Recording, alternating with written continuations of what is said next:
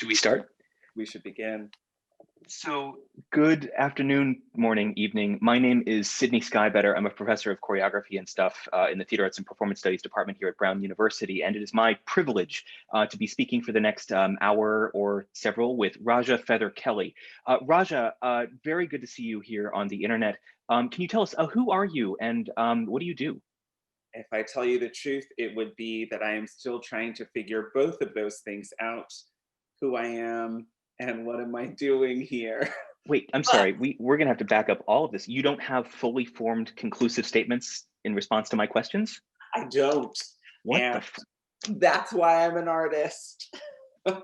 You see what we did there? You see, Bloop, bloop.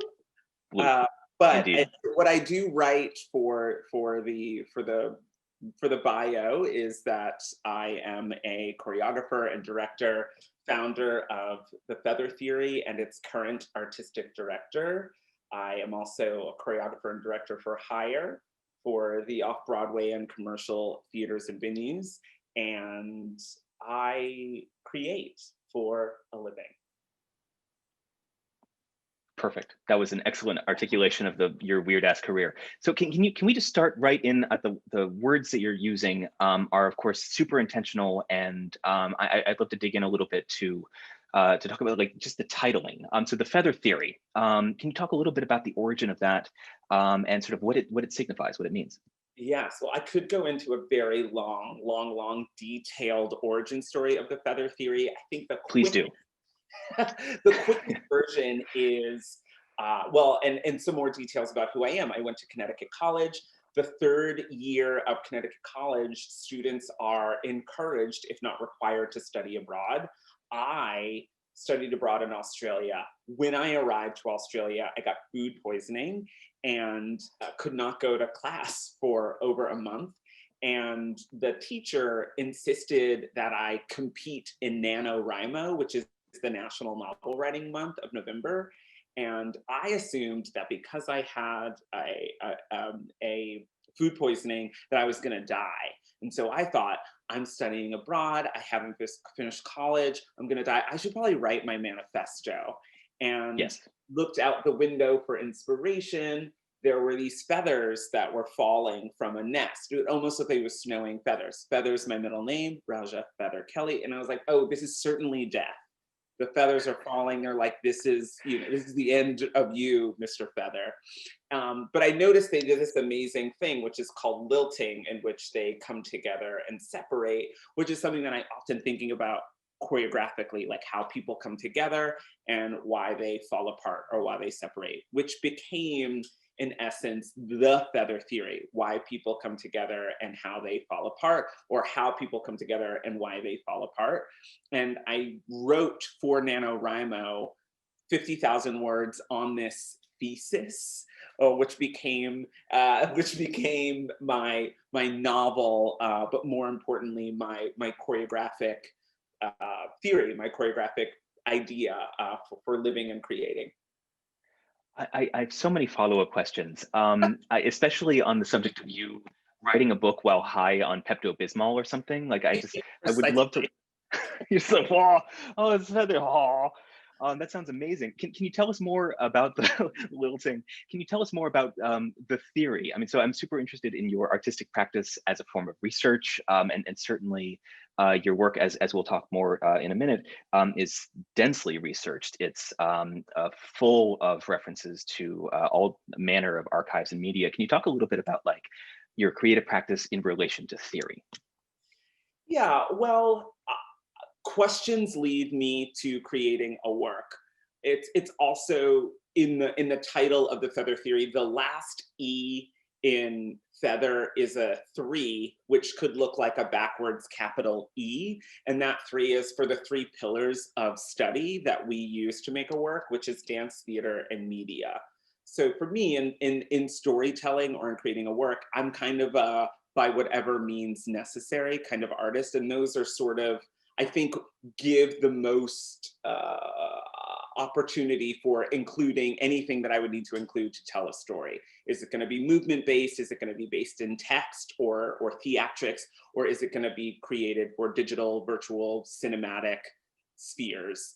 and questions. So that one question really is the basis of the approach, how people come together and why they fall apart. What are things that bring people together, and what are things that rip them apart, that separate them? What are reasons why people never come together? Something about these feathers were like, well, yes, some of them do this coming together and pulling apart, while some just never touch, or some like come together and then they never separate. So that, in terms of choreography, or in terms of interpersonal relationships or relationships with people, like the audience, will the audience be this, where they never come in contact with the performance, or will they come in contact, and how then, or what is the thing that separates them? And what is contact? Is a theater space contact, right? Because we're sharing the same space. Is that the same thing as this, or is it not? So these questions are a sort of cubic relationship to any process that I'm in, and help to lead me forward to answering questions that, let's say, for any given work, that's the container. The Love episode, for example, or Ugly, which is a show I made, or Hysteria, which is Ugly Part 2. These are all any work that has a title or a specific story. This framing or this theory allows me to move through it. So on the subject of coming together and falling apart, I wonder if you can talk a little bit about our present kind of COVID moment, and how you're continuing to work, how you're continuing to make, how you're bringing people together and shoving them away, but now in this kind of distal mediated sense. Can you talk a little bit about our present moment? Yes and no. I sort of have taken this stance a little bit of like not talking about the pandemic, because or the COVID moment. I feel a little bit like how I recognize what's happening is in many ways unrelated to my art practice. What I see is happening right now is that we have an unfortunate set of events that's not being taken care of properly, and the result of that is that there are many people dying that don't need to die, and there are many communities that are not able to take care of themselves. And this is just a moment, not just, but this is a moment where the structures and resources that communities have to do that are being revealed, that they don't have the resources and the structures to do that, and that is pretty devastating. And I don't address that in my artwork. I do address identity. I do address politics, as it were, but I haven't yet dealt in my work with the COVID moment or the pandemic, and so it feels almost unrelated, and it feels almost too big to try to grapple with at the moment. So I also feel that creativity is something that we all each have inside of us. It's something that I possess, and that you possess, and that creators possess, and it can't really be taken away or adjusted without our desire to do so. So I don't know. I feel, if anything, I'm trying to hold on to the fact that I've worked through so many different mediums, and I feel lucky and fortunate to have been able to do that. And so I haven't made too many shifts, other than losing all of my work.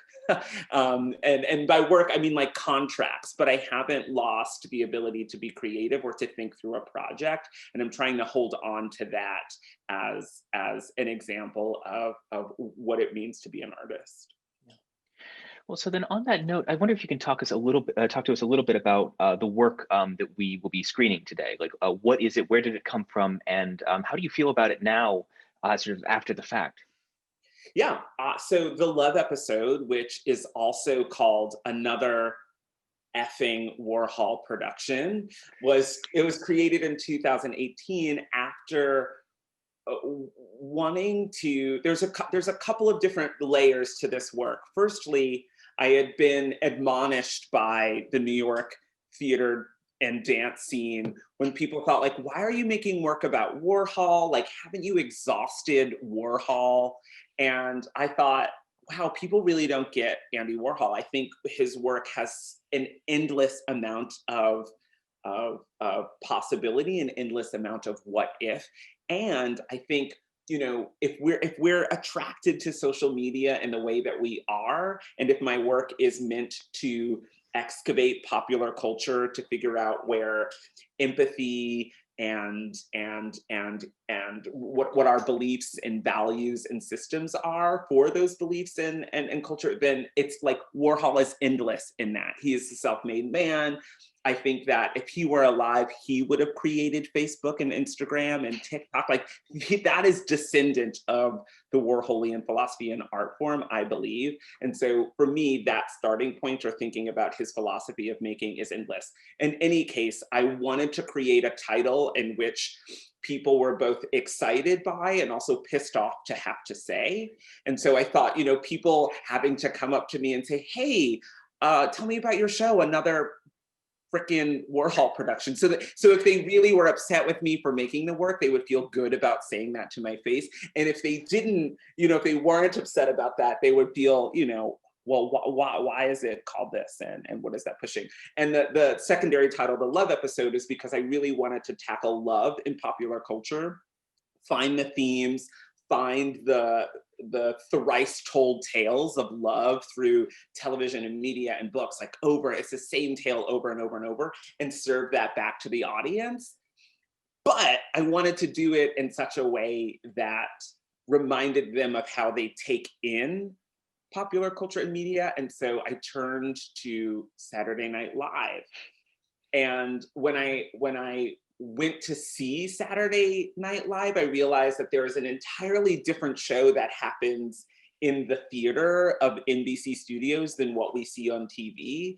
And so my interest was recreating that experience. Like, what would it be like choreographically and theatrically to create the experience of seeing a live television show taped and then getting a show at home that is some kind of refraction of that. And so we pretended and marketed our show as if we had found what is it? How do you say? It's like a what if, like, oh, we found this script from SNL in their archives that they never used, and it was gonna premiere on February 14th, 2015, and the musical guest was Kanye West, and the New York City Ballet was gonna be featured as artists on the show. Like, I can't believe they didn't give this show. Like, whoa, so we're gonna take their script and recreate it and then give you the experience of coming to see a live recording of it and then send you a recording of the show. And that was our attempt of creating the love episode. Well, I so many follow-up questions, including, can we please start a Warhol TikTok account? I feel like if somebody hasn't already done that, it really needs to happen. Me. If anyone's going to do it, it should be me. But I have to say, there's one thing I haven't done, and that's begun my TikTok K-hole. I have follow-up questions on all of those words also. Let's talk about audienceship for a moment, because I'm so interested in how you're describing your thought process, like pertaining to audiences. I mean, even just the way that you're narrating about like people literally just saying the words of the title to you, and the like performative possibilities intrinsic to that, like they're having to grapple with your work even as they just say the title of the work. To me, it suggests a deep preoccupation with like what your audiences are experiencing, and kind of, to the SNL point, like the kind of machinations and the structures around the work, how the audiences have to like navigate that. And the love episode too is full of these moments, these participatory moments, which on one hand are very like conventional, and they're like, yeah, everybody on the floor, there's a dance party, okay, you are a volunteer, you do this thing. But the cumulative effect of that is something like, what, 2.5 hours, 3 hours of like a deeply considered, deeply rendered audience experience. So I wonder if you can talk a little bit about like how you think about your audiences in your creative process. To what extent do audiences come up as you're making this work?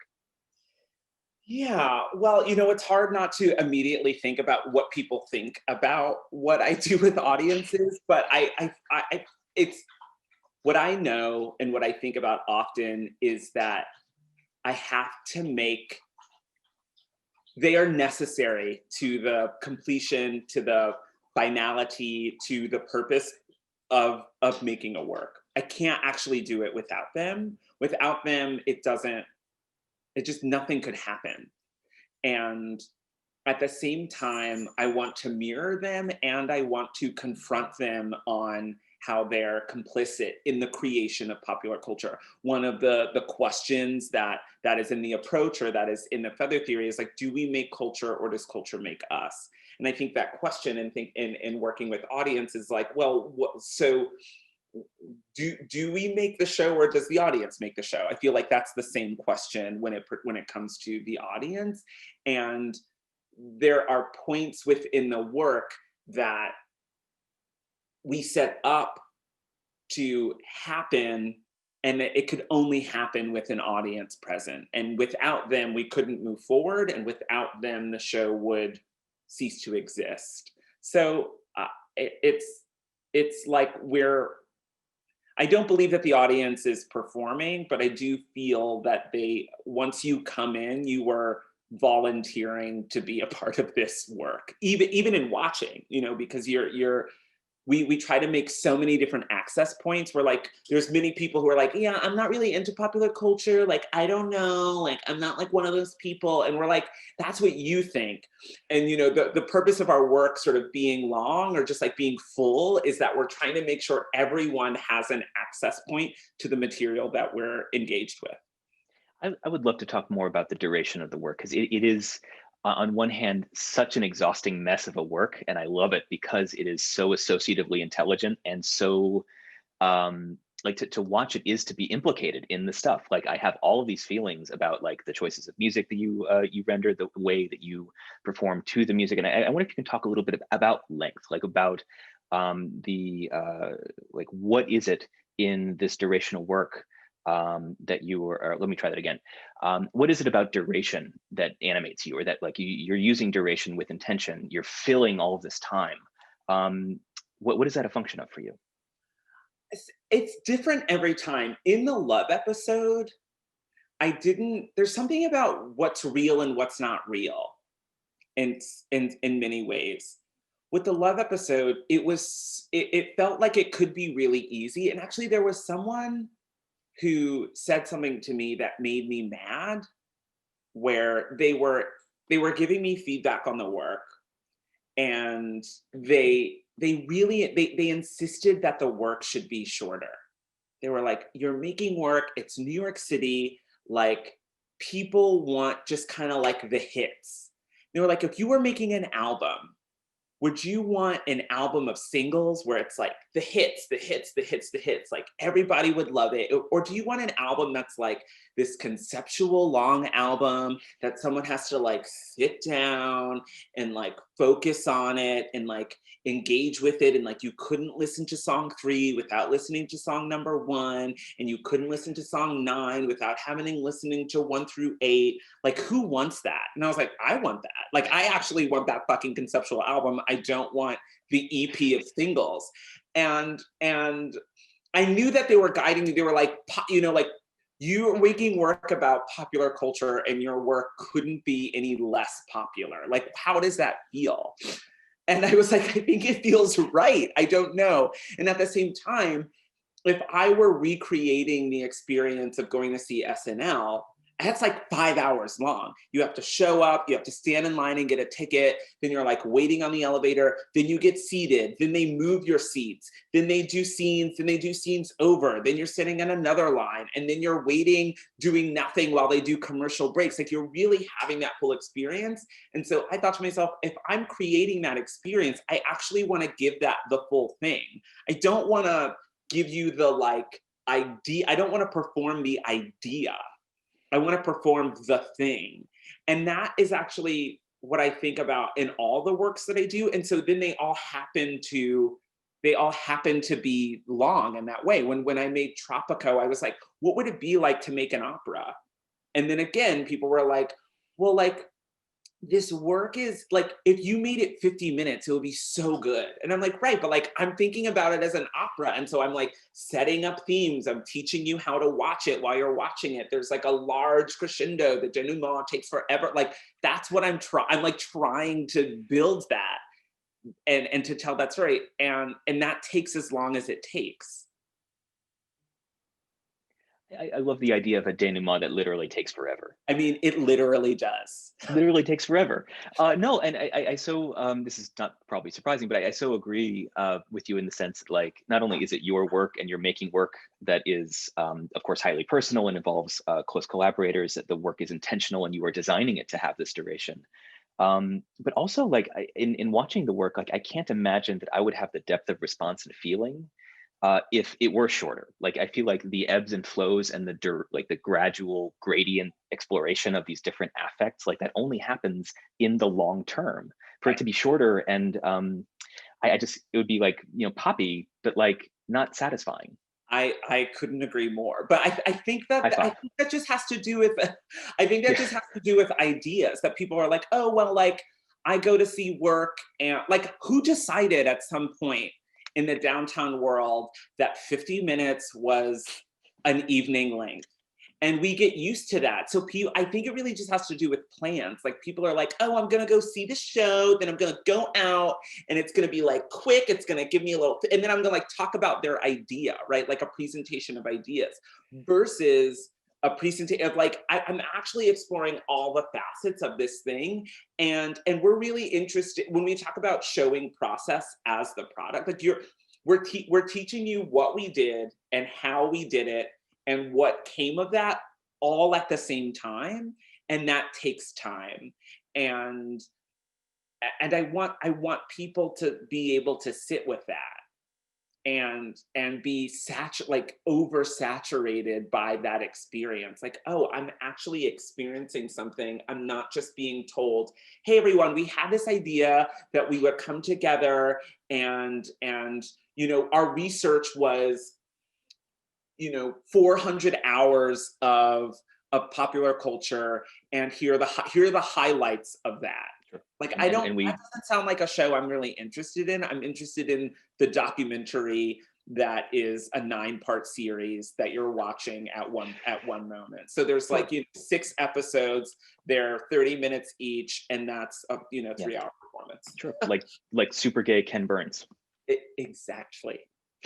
That'll be my So tagline. The feather theory, like super gay Ken Burns. I would see that show. So let's dig into some of the moments of slowness. I mean, and there's so many moments, and as you're sort of alluding, where you're like showing the audience how to view the work. And one moment that stands up out for me, specifically in its slowness and in its kind of it's almost like uninteresting in its like lackadaisical approach to time and performance. So there's this moment where these two dancers start stripping off their clothing, except for their unitards and their face coverings. And it's like really slow. And over time, maybe you realize that it's happening with some degree of tenderness, great intentionality. But there's also these sort of eventually these undercurrents of like raunch. Like there's a kind of raunchy sexiness that happens in these moments, and it's like this deeply both like slow and heartfelt kind of queer moment of like a haunted kind of intimacy. And especially, again, apologies, viewing this from the COVID moment, like I found myself like longing to be with other people and in space and time and for kinds of intimacies in the theater, in a club, in performance that are just like now impossible. And so I wonder if you can talk a little bit about some of these sort of slow moments that for me, again, read as this kind of queer, utopic, nostalgic, haunted kind of space that happens while not a whole lot is happening. Can you talk about that moment, please? Yeah, well, there's something interesting that I realize has happened, which is both fortunate and unfortunate, which is that in this recording, there's actually in the live performance, there's actually 2 sets of couples. Mm-hmm. And I believe in the video, for posterity, you're only seeing one couple. So this will be some insight into what happens in the live performance, is that while one couple is doing that, another couple's doing it, and it's the only time you see real bodies. Really? And so there's a couple that's stage right that's doing it, and they actually take off their morph suits, and so they're naked. And then there's the couple that does it with their morph suits on. And this this also happens right after I feel like I try to make a sort of confession about what love means to me. And I ask my then boyfriend, now husband, to leave the space. There was one performance where my sister was there and I asked her to leave, and she was completely, who like never sees downtown theater dance, no idea, who thinks that I like dance for Alvin Ailey, was like, what is happening? What is happening? And so for me, I try I was trying to find the heart of the performance. What is vulnerability? What is, yeah, in some ways it's, well, you know, we talk about nostalgia as this thing that's like longing for something that existed, but what do you call something when you're longing for something that doesn't exist, or you're longing for a memory that you wish you had? And that's what that moment is for me. It is that closeness, that intimacy, that rawness. And the purpose of our using the morph suits is because you assume, and hopefully it's clear that you assume the race and the gender and the sexuality of that character, but you actually don't know.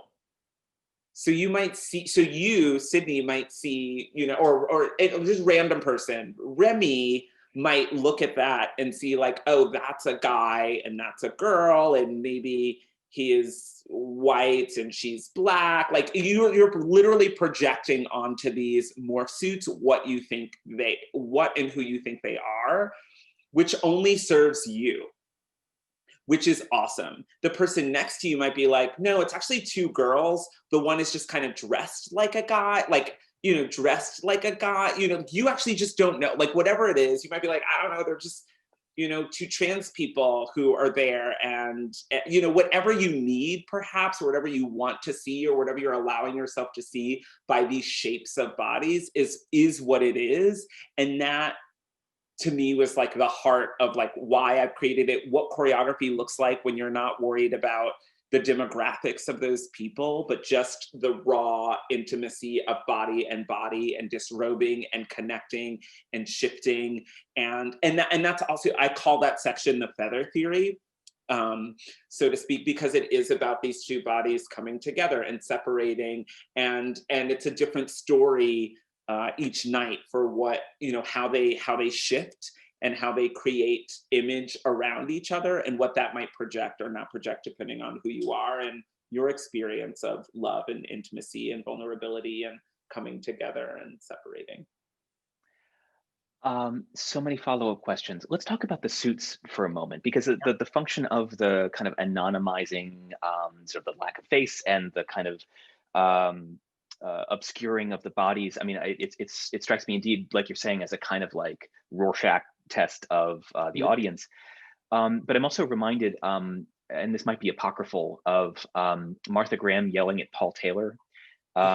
This is maybe a deep bench of obscure dance history crap, but I think this is in Paul Taylor's private domain, where he's like, I was doing 3 epithets and we wanted to cover the faces of the dancers, and Martha Graham was like, silly boy, we don't cover the faces of dancers. Or something like that. And so I wonder if you could talk a little bit more about the obscuring of the performer, because I mean, your performers, of course, are exceptional, right? They are loudly broadcasting their, not only their technical acumen, but like their sort of affective wavelengths are insane. Like that, especially the ways that they nonetheless communicate their mastery and expertise, like through film, or through dance film, which is like not easy. Can you talk a little bit about like what it means to cover the dancers, and talk a little bit about that choice? Yeah, well, I've just taken myself into my imaginary space for a moment, and to that what if part of my brain.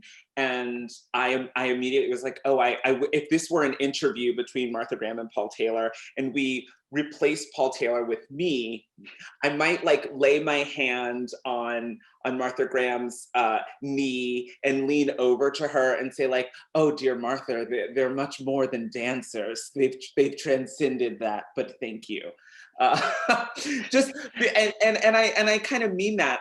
I think that I think that they are more than dancers. They are more than performers. And in this moment, they're holding a mantle that is like what is or what could be the transcended body. And do we limit performers or dancers by thinking like they're just it feels sort of like objectifying, which like maybe someone will be like, no, you're actually, Raja, objectifying them. You literally put them in morph suits and allowed anyone to decide who and what they are. Like but something that's really amazing about the morph suits is that it's so much closer to real life than real life, which is to say, you can take this journey with me. You and I are sitting here. We are where we are, right? Yes. And there is a version of you that's thinking. There's a version of you that's like, I am behind these glasses. I am behind my skin. I am underneath this hair. I am behind this beard. I am in these clothes, right? And I notice that people are looking at me, but they can't hear what I hear in my head, and they can't perceive what I perceive behind these other things that make me me when you look at me. Does that ring true to your experience? Totally. No, that's absolutely right. I mean, I imagine my sense of self is a tiny Sydney in my brain sitting on an Ames chair telling me what to do. Right. So then when you put on a morph suit, people look at you and they're like, there's something else inside of there that has a life that I can't perceive and see. Like, and when you put on the morph suit, you're like, you're like, I know I'm not invisible, but I feel closer to myself because no one knows what I'm looking at, right? Like, just because I turn my head this way doesn't mean I'm looking this way. And you actually can't tell what I'm looking at. Or, and when I think to myself, I actually feel closer to my thoughts because I'm not like, I'm just in here, right? Like if you were to do this, right? And you're like, oh, I have this whole world. And so you actually feel closer to yourself. And so many of those things that we experience, for example, like self-consciousness or fear or trepidation, normally as a performer, when you're like, people can see me, I'm like, I'm looking left and people can see me like doing that while I'm trying to look at another performer, or like, oh, I messed up and people can see that on my face. All of that gets removed.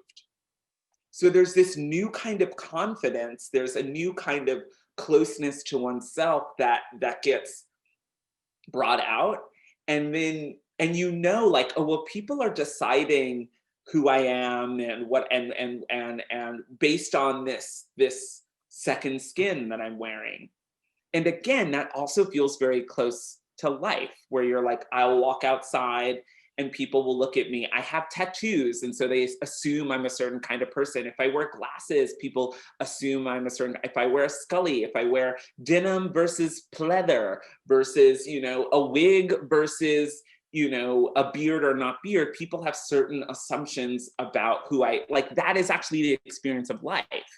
And so that is fascinating to me, that this, what appears to be a disassociation with reality is actually something that brings me or performers closer.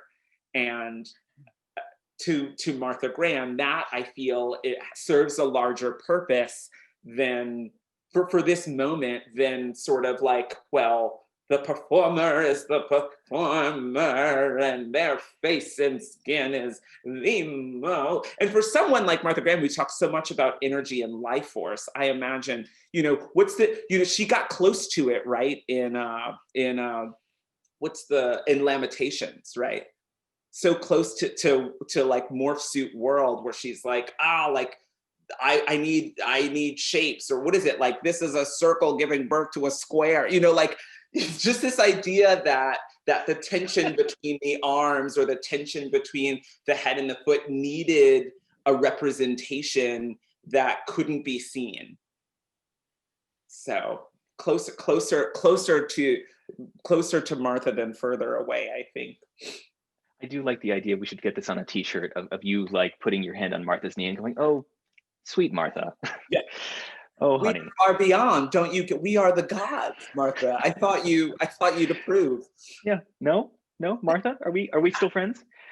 Um, so I mean, I really appreciate your response there, especially as you're forcing a kind of intimacy by obscuring the subject. You're like dealing both with intimacy and performance and like the tensions there in a really satisfying way. And on the subject of tension, I want to talk a little bit about how folks need to either view this or like what kinds of references they can expect or maybe dig into in anticipation of seeing the work. And I'm thinking of a particular moment where Celine Dion's was My Heart Will Go On. Is that the full title of the, yeah. So there's Celine Dion playing, and then your dancers seem to be performing either riffing on or performing the choreography from Merce Cunningham's Beach Birds, which is kind of a deep cut, I think. And I felt like you were personally calling me out in that moment. I was like, how does he know what is inside my head? Anyway, and so this is a moment, and there's lots of these delicious tensions in the piece, right, where you kind of jam together 2, 3, or 4 different and differing aesthetic references into this kind of palimpsestual bricolage of dance theater history and text and pop. And so I wonder if you can talk first about that specific moment, maybe for a moment, because I'm deeply curious where it came from, but also like about your archive. Like, where is this stuff coming from? Like, what should people read or view? Or should they just see Titanic and listen to Fiona Apple for a couple of days? Like, how best to prepare an audience to see this work? Well done.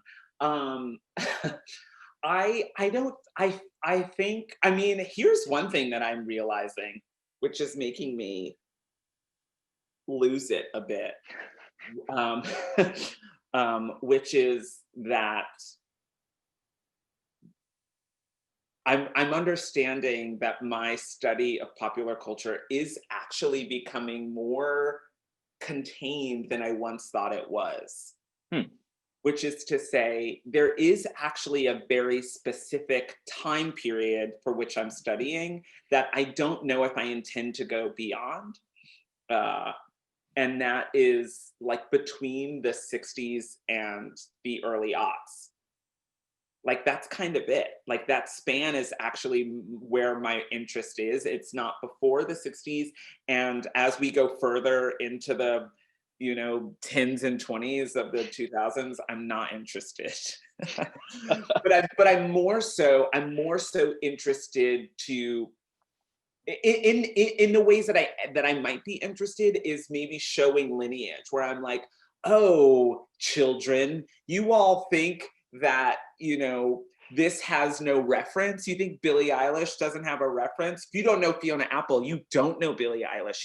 If you don't know, Heathers, you don't know Mean Girls. If you don't know, so there are these things where I'm like, oh, they're like, I am actually of a time that created a certain kind of popular culture that is now being remade. And I'm like, know your history. And I feel the same. About dance. Like I think that dance is popular culture. I think that Trisha Brown is popular culture. I think that Merce Cunningham is popular culture. I think Pina Bausch is popular culture. All of these towers that were like me. I'm like, y'all, that's also a part of culture. And they have a relationship that we can count on, that is historical, that is popularized now. That you can look at it and name it, for me, feels like it is doing its job. And it's my job to include as many of those as possible. So in that penultimate scene, it's really like the most layered I think that the work is, right? I'm like making a dance. I'm trying to use, it's like the intersections moment. I'm like, okay, so there's history, there's popular culture that's in dance, TV, and film. Titanic is both, it's the story of Romeo and Juliet and Romeo and West Side Story. It's like, it's like R and J, Romeo and Juliet, Rose and Jack. Like there's all of these intersections in that, and we all know them by either feeling or by reference or by relationship. and then you know the story that's happening on the stage. You're like, oh, this is a ballet. I mean, it don't look like ballet because it kind of looks like Cunningham, but it's also butchered and it's also, you know, not. But then I'm watching this love story unfold where it's like, oh, that image, once that image, that character, they're coming together. It's happening with the music. It's all lined up. Oh my God, I'm feeling some kind of catharsis. Like, how is this happening? It's like the worst and the best, and all of things are coming together. We've just gotten so much history about love in TV and culture. We also realize that that person doesn't want that person. Oh, like, oh, I know this story. I know it so well. Like that's hopefully the experience that you're having when you watch that last section. Like I get it. And I know what this is. And I also have no idea of what's happening, but I also But you get it. But I get it. Yeah. So that's the attempt of that moment. I really do want to cut up parts of this interview into a kind of B-roll of you imitating people. I think that would, so it would be shorter, but Yeah, more yeah. condensed. Yeah, please do. So I want to center on this because it feels like this is such an object lesson in the popness of this work, right? So like the Celine Dion, "My Heart Will Go On," Titanic, it's like now it's so troped and stereotypic and kind of surface and like, yeah, we've heard the song, we've seen that dance routine. And yet this is a song about death. It is a song about mortality. It is in reference to a film about loss and longing. Even if like now, with the benefit of the passage of time, it's like these things have gotten compressed into stereotypes, there's still an incredible depth of feeling lodged within that surface. Right. And so I wonder if you can talk a little bit about that in reference maybe to, this is another fantastic moment where you say in one of your remarks, your comments, this is in reference to your husband, Colin, "I can't be that person, but I want to be." And so there's this moment where there's like, you're referring to this kind of present moment in relation to these wants and needs, and you're speaking in light of a history and a kind of a desire for a kind of future. And so there's this like, it's this commingling of choreography and pop and kind of queer utopic sense. And I wonder if you can talk a little bit about the personal here, and how like pop and the depths of this work relate to you personally. Yeah, well, I believe that moment particularly is when I started to realize that one, I'm a person like anyone else who just consumes popular culture on a regular basis. I watch TV, I go to the movies, I read the news, or like I had once had Facebook and social media and like do those things. I don't anymore, but like, you know, participate in those things. And then I also study it as a job. And so it's maybe 4 times as much consuming of popular culture than I imagine, you know, a muggle. So so I'm like, and for the audience, that's a Harry Potter reference, I believe. Yes. And it's you. So I'm like, well, what is this doing to me? What is all of this popular culture doing to me? Is it painting a picture of what I think life is supposed to be or what love is supposed to be? Or have I somehow escaped it because it's something that I study? I actually don't know. There's something that is quite, I can see the beauty in why we have movies like the Titanic, and I feel like I've just become a grandfather, like the Titanic, You know, with the Celine Dion with the and Celine the Dion feelings. movie, the Titanic. Apparently, I'm also going to become very Southern as I age. Sure. But I realize that there's a purpose to that, and I also hate it. It's not real. It has nothing to do with what relationships are as a married person and as a person who's been in relationships. It has nothing to do with that. And yet it also does. And I think that's why we say we celebrate and interrogate popular culture, because I'm like, it's beautiful. Like earlier, I think it's actually my husband who dances to the "I Just Want to Look Good for You," right? The Selena Gomez. And that story is true, right? Like, there's a man named Justin Tranter who writes the music for Selena Gomez, right? So there are people who feel like Selena Gomez is a pop princess who is exploiting femininity, but really it's a man who's writing those songs who is writing them for another man, but can't get them out into the world because we don't accept that. We don't, it doesn't like work within the rules that we understand. But when those words, I just want to look good for you, are sung by a woman, and we're like, oh, I get it. And then I'm allowed to choose the side of like, that's beautiful that people want to look good for their spouses, or who does she think she is? She's ruining women around the world for projecting the idea that we should want to look good for our spouses or for men or for the male gaze. It's really complicated in that, which is exciting to interrogate, but utterly exhausting to have to always tell this story to explain to people like, you guys, there's a man behind that music that's writing it for another man, and that is so beautiful. So that personal is I think in many ways to let people know I'm thinking about this deeply. Like, this work looks fun, and this work hopefully is exciting to watch, and it's oversaturating. It's also coming from a place of deep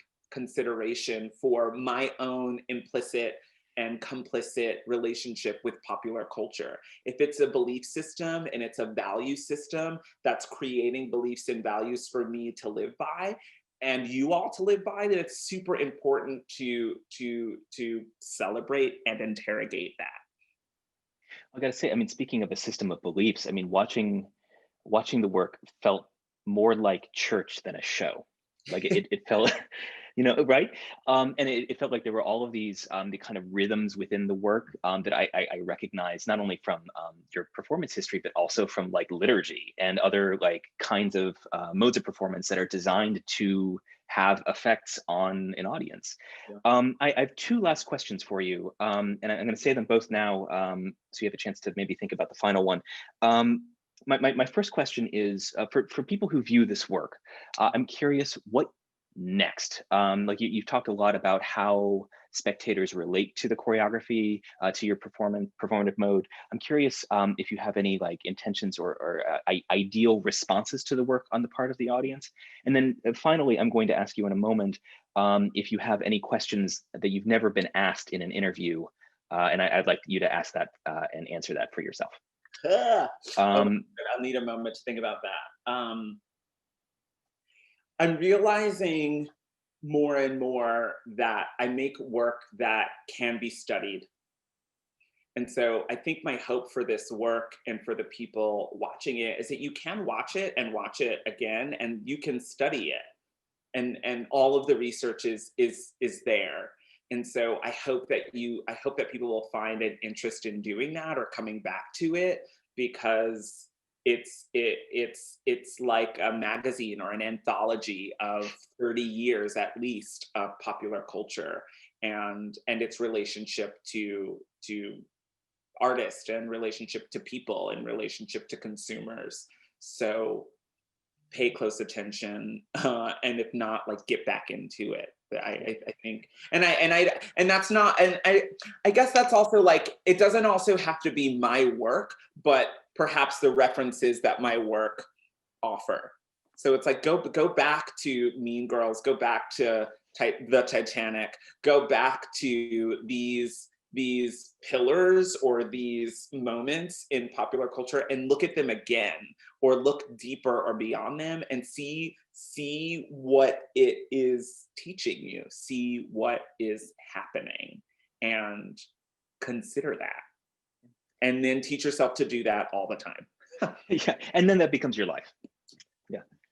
That makes me think that we need a love episode syllabus. Yeah. So I'll just go ahead and get on that. I'll let you work on that. Okay. You do TikToks, I'll do the, sure. Okay. And wow, let's think about a question that I've never been asked. I don't know, a question that I've never been asked. Or maybe a question that you've wanted to be asked, but it never has been, because I'm aware that you are talking about your work a lot, like professionally, right? Yeah, and this is, I think, such a masterful facet of your career, is that you don't seem to buy into this notion of like the artist as like mythologized, opaque genius type. Like that doesn't seem to be No. your MO. And so I guess the question is like, given your interest in like the kind of performance of transparency, given how you publicly model and discuss your career as it happens, I'm just curious, like what you would want to be asked, and then answer it. I want to also insert that I call that the Miley Cyrus effect personally. where you're living and talking about your career as you grow up and as it happens in the public sphere. I sort of feel in many ways like Miley Cyrus, because she's kind of like grown up in front of the world, and when she makes changes, people are like, whoa, Miley, where is Hannah Montana at? Like, bring her back. That's right. It's like you're on Black Mirror now. What the fuck happened? Exactly. So I'm like, oh my god, I'm in the Miley Cyrus effect. People are like, what? Like, you're making a solo? Why? Where's the group work? Or like when I finally made a show that was 50 minutes, they're like, whoa, what happened to my 3-hour torture pop torture? So there's that. Pop torture. This is a very good question, and for the first time in a very long time, I'm out of words. I don't know, something that it's so hard, so good and so hard to imagine. Partly because I think I am very forthcoming with information that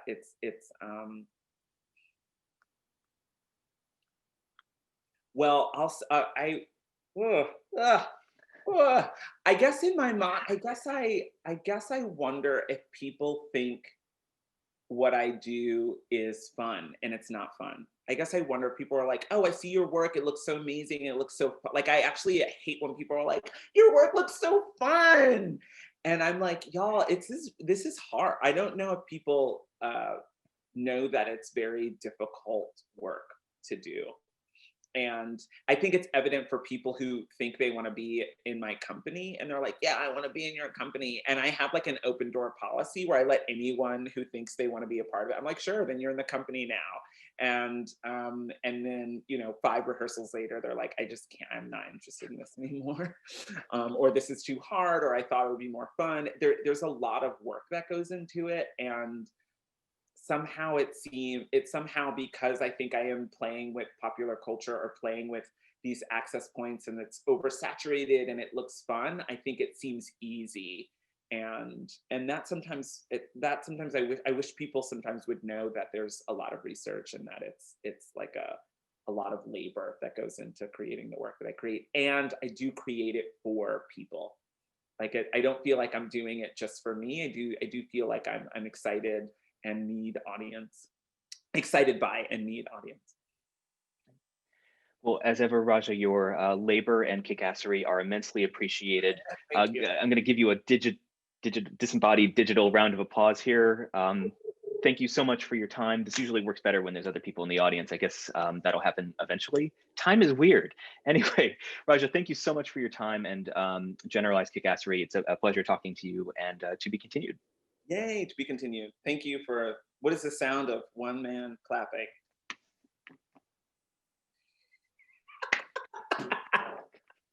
Very good. I love it. I love it. Okay. Cool. And we're out, I guess. I've never, yeah.